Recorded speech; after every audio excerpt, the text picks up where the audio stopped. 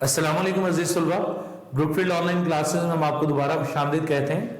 بیٹا ہم جو ہے ابھی کچھ کلاسز نے کچھ نصاب پڑھ چکے ہیں، کچھ کلاسز ابھی ہمارے پیچھے تھیں، تو اس لیے ہم نے وہ متفرق جو ہے نکالا ہے نصاب، یعنی ہم تیسری نظم جو ہے اسمارٹ سلیبس کے مطابق وہاں سے ہم بات کو شروع کریں گے اپنی۔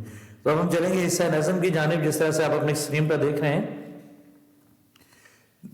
نظم نمبر 4 یعنی نصاب کے مطابق اور اسمارٹ سلیبس کے مطابق یہ تیسری نظم ہے، میدان کربلا میں صبح کا منظر۔ شاعر ہیں اس کے میر انیس۔ میر ببر علی انیس اردو مرثیہ گو میر مستحسن خلیق کے صاحبزادے تھے۔ فیض آباد میں پیدا ہوئے، خاندان سعادت سے تعلق تھا۔ شعر میں اپنے والد سے اصلاح لیتے تھے، پہلے حزیں تخلص کرتے تھے، پھر شیخ امام بخش ناسخ کے کہنے پر انیس اختیار کیا۔ ابتدا میں غزل کہتے تھے، مگر والد کی نصیحت پر مرثیہ کہنے لگے اور پھر کبھی غزل کی طرف توجہ نہیں کی۔ اس خاندان میں شاعری کئی پشتوں سے چلی آتی تھی۔ آپ کے مورث اعلیٰ میر امامی شاہ جہاں کے عہد میں ایران سے ہند میں آئے تھے اور اپنے علم و فضل کی بنا پر اعلیٰ منصب پر متمکن تھے۔ ان کی زبان فارسی تھی، لیکن ہندوستانی اثرات کے سبب 2 نسلوں کے بعد ان کی اولاد فصیح اردو بولنے لگی۔ گویا میر انیس کے گھرانے کی اردو شاعری کا معیار 3 نسلوں سے متقاضی تھا کہ وہاں میر انیس جیسا صاحب سخن پروان چڑھے اور تا قیامت اہل ادب اسے خدائے سخن کے نام سے پکارتے رہیں۔ آپ نے مرثیہ کو اعلیٰ درجے تک پہنچایا، انسانی جذبات اور مناظر کی مصوری کے ذریعے زبان میں وسعت پیدا کی۔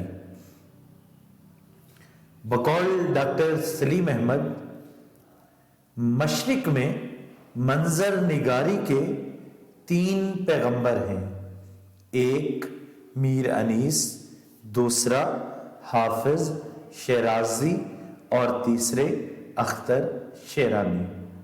اسی طرح ایک اور ہے کوٹیشن بیٹا تعارف کے لیے، بقول ڈاکٹر سلیم احمد، اردو شاعری میں صرف 2 ایسی ہستیاں ہیں جن کی شاعری پر مصوری کا گماں ہوتا ہے، ایک میر حسن اور دوسرے ان کے پوتے میر انیس۔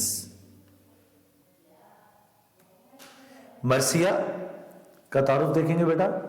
مرثیہ عربی زبان کے لفظ رسا سے بنا ہے۔ یہ وہ صنف سخن ہے جس میں کسی مرحوم شخص کا ذکر حسرت و غم کے انداز میں کیا جائے۔ ابتدا میں مرثیہ ہر حیت میں لکھا گیا۔ حیت سے مراد ہوتا ہے شکل، جیسے شعر ہے 3 مصرے ہوں تو مثلث ہو جائے گا، 4 مصرے ہوں تو بند کہہ سکتے ہیں، 5 ہو تو مخمس، 6 ہو تو مسدس۔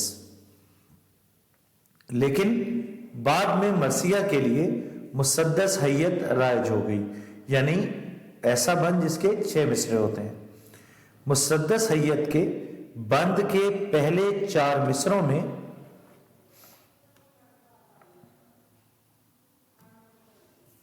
کسی بات کی تفصیل ہوتی ہے اور بعد میں اس تفصیل کی بنا پر کوئی نتیجہ اخذ کرتے ہیں۔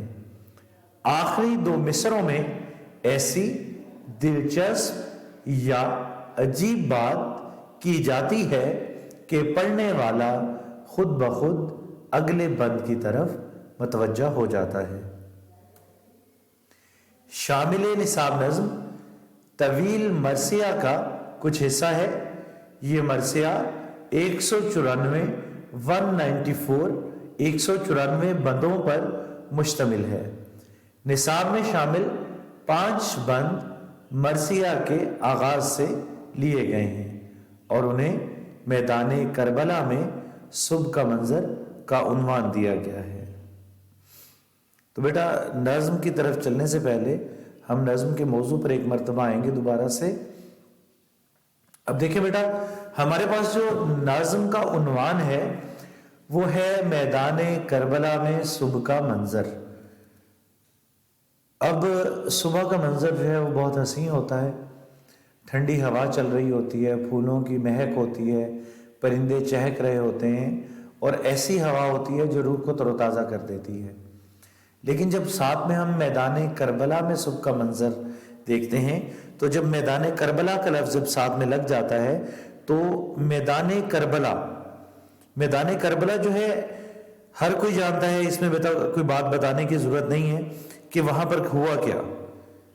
मैदान करबला में नवासे रसूल को, आले रसूल को तकलीफ़ दी गई, उन्हें जो है प्यास की तकलीफ़ दी गई, वहाँ पर उनकी शहादत हुई।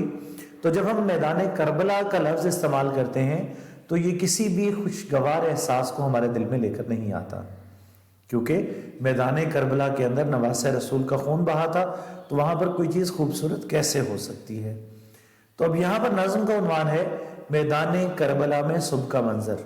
तो जब हम सिर्फ इस उन्वान को देखें तो हमें ये लगता है कि जैसे वो सुबह जो है बहुत ही भयानक होगी, जिसमें जो है खून दिखाई देगा, वहाँ पर प्यास की तकलीफ होगी, दुख होगा, वहाँ पर आले रसूल के लाशें बिखरे हुए होंगे। तो ये सब चीज़ें हमारे दिल में आती हैं, ये सारे ख्यालात हमारे दिल में पैदा होते हैं। तो लेकिन जब हम नज़्म की जानिब आते हैं तो नज़्म के किसी शेर के अंदर भी हमें दुख और तकलीफ दिखाई नहीं देती सिवाय एक शेर के। तमाम अशार में खूबसूरत मंजर कशी की गई है। तो अब हम जब नज़्म की तशरीह करेंगे हम इसको 2 हिस्सों में तकसीम करेंगे। तशरीह करते हुए पहले तो हम शायर का और नज़्म का तारुफ बयां करेंगे, उसके बाद हम आ जाएंगे मैदान करबला की जानिब कि मैदान करबला में हुआ क्या था। हम वहां पर मुख्तसरन इस बात को बयां करेंगे कि मैदान करबला के अंदर क्या वाक़यात पेश आए। तो मुख्तसरन से मुराद ये है कि 1-1.5 पैराग्राफ हम इसके ऊपर लिखेंगे। उसके बाद हम एक शेर कोट करेंगे, वो शेर जो है आप इसको लिख भी लें बेटा। जब करबला में दाखिला शाहिदी हुआ, जब करबला में दाखिला शाहिदी हुआ, दश्त बिला नमूना खल्दे बरी हुआ। यानी जब उस करबला के वीराने के अंदर, करबला के दश्त के अंदर दीन का बादशाह दाखिल हुआ तो वो करबला भी सुबह का मंजर, खूबसूरत मंजर, जन्नत का मंजर पेश करने लगा। तो जब हम इस शेर को लिख देंगे तो फिर हम बात को मोड़ देंगे, बात को डाइवर्ट कर देंगे सुबह के मंजर की जानिब, फिर हर चीज को आप सुहाना पेश कर सकते हैं। लेकिन अगर हमारी नज़्म का उन्वान है मैदान करबला में सुबह का मंजर और इसमें हम मैदान करबला का जिक्र नहीं करते तो फिर हमें नंबर नहीं मिलेंगे, हमारी तशरीह दुरुस्त नहीं होगी। इसी तरह से अगर हम सुबह के मंजर कशी कर देते हैं, मैदान करबला का जिक्र साथ में कर देते हैं, तो फिर हमारी ये नज़्म बेहतर हो सकती है। वो किस तरह से होगी, हम मैदान करबला को बयां करेंगे, फिर शेर को लिखकर बात को डाइवर्ट कर देंगे सुबह की रंगीनी की तरफ, सुबह के खूबसूरत मंजर की तरफ। और अगर हम सिर्फ मैदान करबला को ही बयां करें तो भी दुरुस्त नहीं होगा, क्योंकि मैदान करबला में दुख, अफसोस है, तकलीफ है, शहादत है, लेकिन किसी भी शेर के अंदर, हमारे जो नज़्म का शेर है उसके अंदर ये बात मौजूद नहीं है। तो हमने पहले मैदान करबला को बयां करना है, उसके बाद जो शेर बोला उसको लिखकर बात को डाइवर्ट कर देना है, बात को मोड़ देना है हमने सुबह के हंसी मंजर की तरफ। फिर हम सुबह के हंसी मंजर की जो है तस्वीर कशी करेंगे। तो इसमें नज़्म शुरू करने से पहले 2 बातें बेटा और जो है ज़हन नशी करेंगे। एक तो ये कि अगर हम अशार को देखें, मसलन पहले शेर को अगर हम देखते हैं, ठंडी हवा में सब्ज़ा सहरा की वो लहक। अब सहरा में सब्ज़ा नहीं होता, सहरा तो रेत है, वहां पर सब्ज़ा नहीं हो सकता, तो सहरा का सब्ज़ा, तो ये 2 चीज़ें जो हैं ये अलग अलग बात हो गई। और वहां पर दरख्त भी नहीं हो सकते, फूल भी महक नहीं सकते।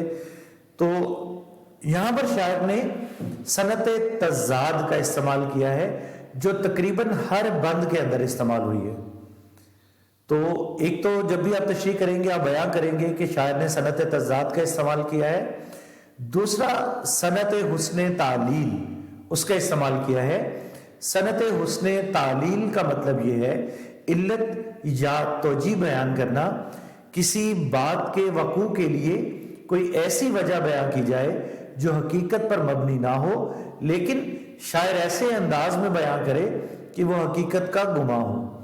تو اب اس میں دیکھیں اگر ہم تو ٹھنڈی ہوا میں سبزہ صحرا کی وہ لہک شرمائے جس سے اطلس زنگاری فلک، یعنی صحرا میں موجود سبزہ جو ہے وہ لہک رہا تھا، جھوم رہا تھا، جس سے آسمان جو ہے وہ بھی شرمندہ ہو رہا تھا.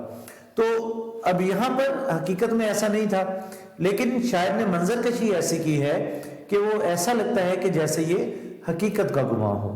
تو انشاءاللہ تعالیٰ بیٹا اگلے لیکچر کے اندر ہم اس نظم کی تشریح کو شروع کریں گے. تب تک کے لیے اجازت چاہوں گا. گھروں میں رہیے، محفوظ رہیے. خدا حافظ.